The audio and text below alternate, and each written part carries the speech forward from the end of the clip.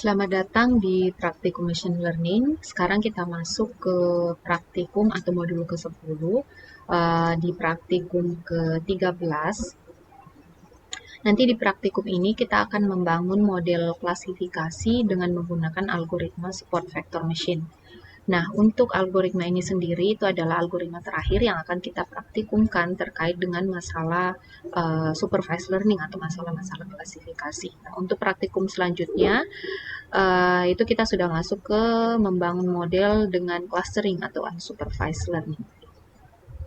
Nah, untuk pokok bahasan pada praktikum ke-10 ini, atau modul ke-10 itu ada dua, yaitu support vector machine, membangun SVM dengan menggunakan masih dengan menggunakan library scikit-learn, dan kemudian menghitung performansi atau akurasi dari model menggunakan confusion matrix. Nah, untuk dasar teorinya, untuk mengingat kembali, nanti bisa dilihat apa yang dilakukan sama SVM untuk melakukan klasifikasi.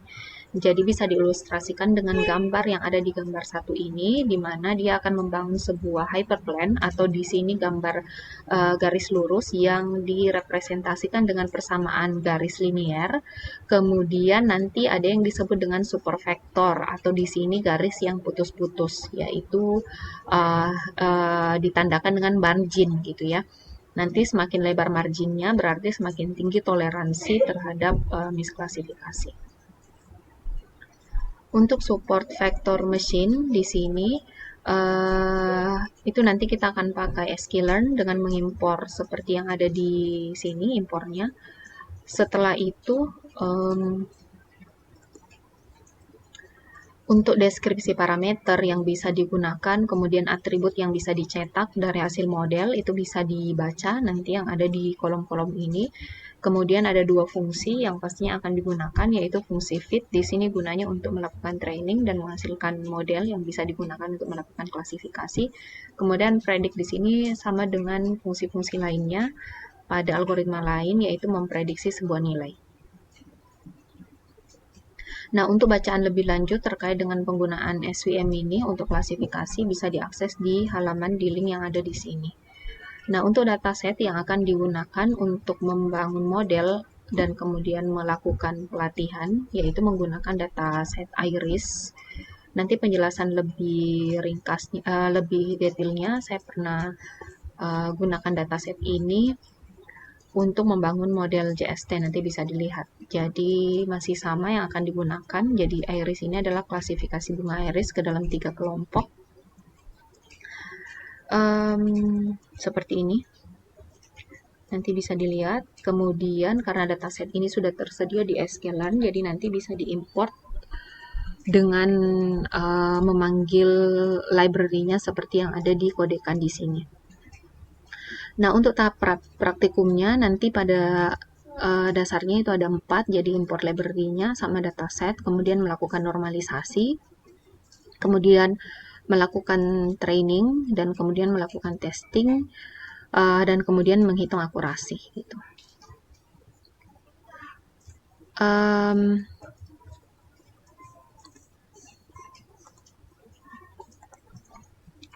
Nah, untuk langkah praktikumnya itu dimulai dari melakukan import library. Jadi untuk terkait dengan datanya, kita import 3 library. Yang pertama adalah import datasetnya, yang akan nanti kita ambil untuk mengambil dataset iris, kemudian NumPy sama Pandas untuk pengulangan datanya. Ini kita jalankan.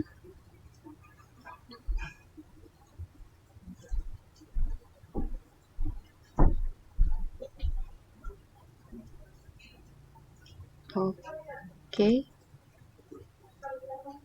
Selanjutnya adalah meload dataset iris. Jadi kita kalau di sini nanti dataset iris yang sudah di-load akan ditampung di dalam sebuah variabel iris. Jadi semua dataset ada 150 data dengan 5 atribut, 4 atribut prediktor dan 1 atribut kelas atau target.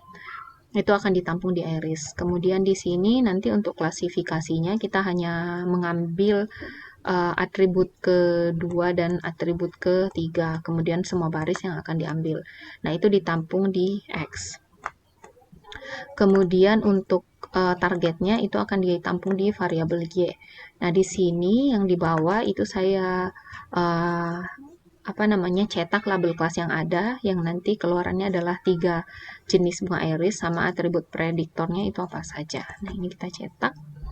Nah, seperti ini, jadi dataset iris itu punya 3 label kelas, ada setosa, versicolor, dan virginica. Di datasetnya itu dia dilambangkan dengan angka, jadi setosa itu 0, versicolor 1, dan virginica 2. Kemudian prediktornya itu ada 4 pada dasarnya. Nah, di sini untuk klasifikasi kita hanya ambil yang kedua dan yang ketiga, berarti yang petal length sama petal width gitu.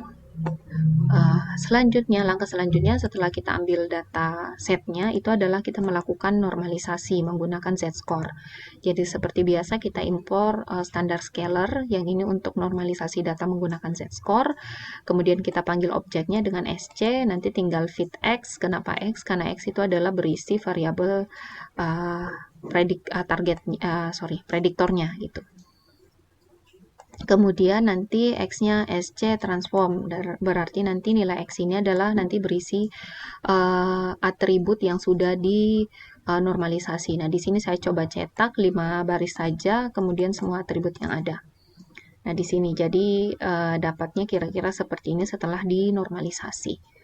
Nah, setelah itu kita seperti biasa, karena nanti kita mau ukur performansinya, jadi kita bagi datasetnya menjadi data training sama data testing. Jadi pakai train test split fungsi ini.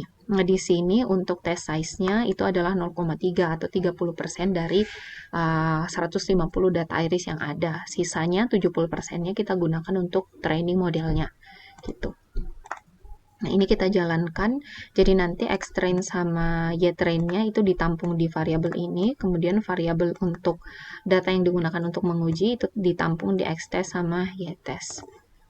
Oke, kita jalankan. Di sini dicetak x-training-nya, jadi kira-kira bentuknya seperti ini, y-training-nya ya seperti ini. Nah, selanjutnya sekarang kita sudah punya data training sama data testing yang ditampung di 4 variabel ini. Itu ya. Nah, setelah itu kita bangun model klasifikasinya. Karena di sini kita mau klasifikasi menggunakan SVC, jadi kita import library sklearn.svm, import SVC, berarti SVM untuk klasifikasi. Di sini pertama kita buat objek SVC-nya dulu, kemudian nanti ditampung di dalam variabel clf_svc. Kemudian di sini ada SVC, kernel sama dengan linear, C sama dengan 1, random state itu sama dengan 0. Nah, seperti yang kita ketahui, support vector machine itu punya 3 kernel yang kita bisa gunakan, yaitu linear, polinomial, sama RBF. Nah, untuk model yang kita gunakan di sini, yang saya gunakan untuk percobaannya, itu adalah model yang linear. Bagaimana kalau misalnya kernelnya kita mau yang lain? Jadi nanti bisa dilihat di penjelasan modulnya.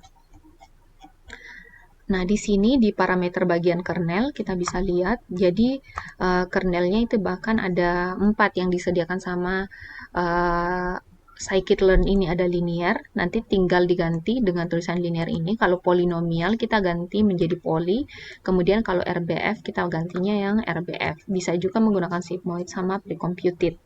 Gitu ya. Jadi kalau misalnya diganti, kalau tidak didefinisikan di modelnya, nanti defaultnya adalah RBF gitu. Nah, di sini karena kalau misalnya kita pakai linear ya, jadi kita inisialisasi di sini kernelnya menjadi linear. Kalau misalnya ini dihapus, itu berarti dia akan otomatis model yang digunakan pakainya yang kernel RBF. Oke. Nah, kemudian ada variabel yang menggunakan C. C-nya sama dengan 1. C ini apa? Di modulnya ada penjelasannya, itu adalah parameter regulasi. Apa gunanya? Jadi di dalam SVM itu yang seperti kita ketahui dibangun kemudian sebuah model garis linear, kemudian ada yang disebut dengan garis yang kemudian melewati supervektor gitu ya. Kemudian marginnya itu adalah jarak antara support vektor yang di sini sama dengan -1 dan supervektor yang sama dengan 1. Gitu ya. Nah, C ini adalah fungsinya, ketika C-nya semakin kecil, itu adalah marginnya akan semakin lebar, atau gampangnya semakin lebar toleransi terhadap kalau misalnya ada data yang outlier gitu. Nah, jadi semakin kecil C-nya, nanti marginnya akan semakin kecil. Gitu. Ya, semakin besar C-nya, maka marginnya semakin kecil C-nya, maka marginnya akan semakin besar. Gitu. Nah, jadi itu fungsi variabel C. Nah, di sini C-nya kita gunakan yang satu. Setelah itu kita training dengan menggunakan fungsi fit clv.svc.fit, kemudian kita masukkan xtrain. Tadi di sini ditampung data yang akan digunakan untuk training atau melatih data dan ytrain-nya. Kemudian dijalankan seperti ini. Oke. Setelah itu kita bisa mencetak beberapa parameter yang kemudian tadi di modulnya ada di bagian sini. Jadi misalnya kita mau cetak kelasnya, cetak intercept, berapa iterasi yang dilakukan selama proses training, kita mau cetak indeks yang menjadi supervektornya apa, itu kita bisa memanggil atribut-atribut ini. Jadi seperti yang ditampilkan di sini. Misalnya kita mau lihat koefisien modelnya, kita mau lihat persamaan garisnya seperti apa, kita bisa cetak koefisien sama interceptnya. Jadi tinggal panggil atribut modelnya, kemudian titik atribut yang akan kita cetak. Misalnya koefisien sama intercept. Kita mau lihat titik data yang menjadi super vektor. Jadi tinggal clv underscore svc titik support underscore. Kemudian kita mau tahu titiknya. Jadi titik dari data yang menjadi super vektor itu tinggal pakai support underscore vectors underscore. Jumlah support vektornya, nilai alfanya itu kita bisa cetak seperti ini. Nah, ini jadi koefisien modelnya seperti ini. Kemudian biasnya ada seperti ini. Nah, di sini ada indeks supervektor. Jadi indeks 56, 66, 7 dan seterusnya ini adalah indeks data yang menjadi supervektor dari model yang dibangun. Nah, ini adalah titiknya. Jadi data ke-56 itu titik datanya adalah minus 1,169 sekian, minus 1,05 sekian. Kenapa hanya 2? Ya karena atribut prediktornya tadi yang kita gunakan hanya ada 2. Ini adalah nilai alfanya. Nah, selanjutnya adalah kita melakukan prediksi terhadap menggunakan model yang sudah kita bangun. Nah, hasil prediksinya nanti ditampung di y_prediksi. Kita tinggal panggil modelnya .predict, kemudian data testing yang akan kita gunakan untuk menguji model yang sudah dibuat. Ya, tinggal masukkan ke sini xtest. Kemudian kita jalankan. Kemudian keluar, jadi ini adalah hasil prediksi dari data tes yang kita sudah uji. Kemudian kita mau hitung akurasinya, tinggal gunakan di sini kita gunakan confusion matrix, kemudian kita cetak akurasinya pakai akurasi score. Akurasi score tinggal bandingkan y-test atau atribut target sebenarnya atau y-test dengan atribut target hasil prediksi atau y-prediksi dikali dengan 100 untuk akurasinya keluarnya dalam bentuk persen. Nah, ini tinggal kita jalankan. Oke, kita bisa lihat bahwa akurasi model ini, akurasi untuk memprediksi jenis bunga iris, itu sampai 97,77%. Jadi kita bisa dilihat di sini, kesalahannya itu hanya 1. Nah, kalau bisa dilihat di sini kesalahannya ada di label 1, sebenarnya datanya adalah labelnya 1, tetapi diprediksinya sebagai label 2, atau bunganya ini bunga, kalau kita bisa lihat bunganya versi color, tetapi diprediksinya sebagai virginica. Oke.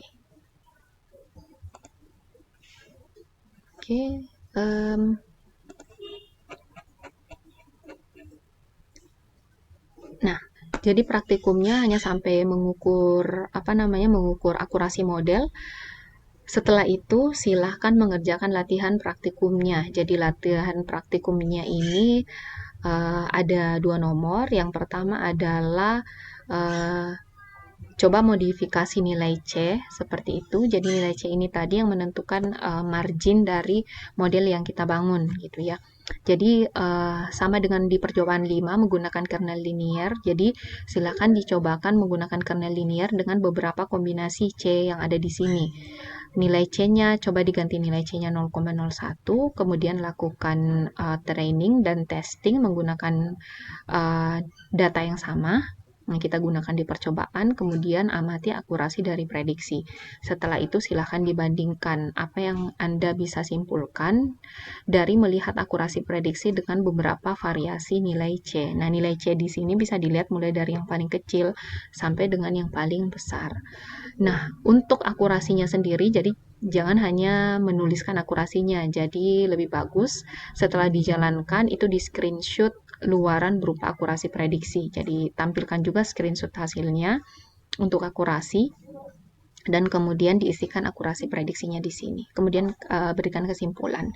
Nah, untuk yang nomor 2 ini silakan modifikasi, masih percobaan 5, tetapi yang dimodifikasi adalah fungsi kernelnya. Jadi kalau di percobaan praktikum itu menggunakan fungsi kernel linier, kemudian dia menghasilkan akurasi 97,7 sekian. Silakan dimodifikasi untuk fungsi kernel polinomial dengan kombinasi C-nya 1, derajatnya yang beda-beda. Nah, bagaimana kemudian mendefinisikan derajat pada polinomial? Nah, kita bisa dilihat di sini di nomor 5. Oke. Nah, kalau linear kan tidak punya derajat, jadi hanya ada C sama dengan 1. Kalau kernelnya polinomial, kita tinggal definisikan di sini D sama dengan berapa, tergantung derajatnya. Gitu ya. Jadi bisa dilihat di sini. Jadi pakainya degree. Oke. Nah, parameternya degree, jadi tinggal modifikasi di sini untuk degree-nya.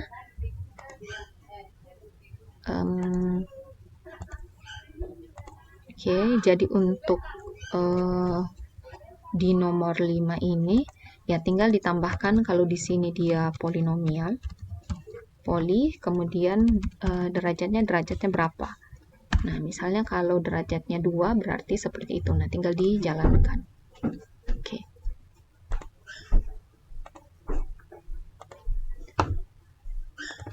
Oke, setelah itu selanjutnya adalah coba ganti untuk fungsi kernel RBF. Jadi tinggal diganti, nanti kernelnya pakai RBF, kemudian gammanya pakai kombinasi seperti ini. Bagaimana mendefinisikan gamma yang ada di SVM? Nah, bisa dilihat keterangannya di sini. Jadi tinggal diganti gamma sama dengan. Jadi diganti dengan angka yang ada di situ. Nah, jadi di sini tinggal diganti gamma sama dengan berapa.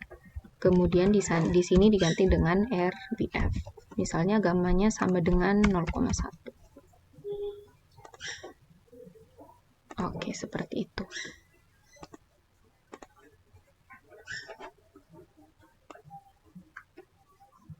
Oke, kemudian diamati, dilihat akurasi prediksi untuk masing-masing kombinasi fungsi kernel, C dan derajat, kemudian C dan gamma, kemudian di screenshot hasil akurasi prediksi masing-masing kombinasi fungsi kernel yang ada di sini, kemudian diisikan. Setelah itu berikan kesimpulan apa yang Anda bisa ambil dari melihat akurasi prediksi berbagai fungsi kernel, nilai derajat dan nilai gamma. Saya kira sekian untuk penjelasan praktikum kali ini. Terima kasih.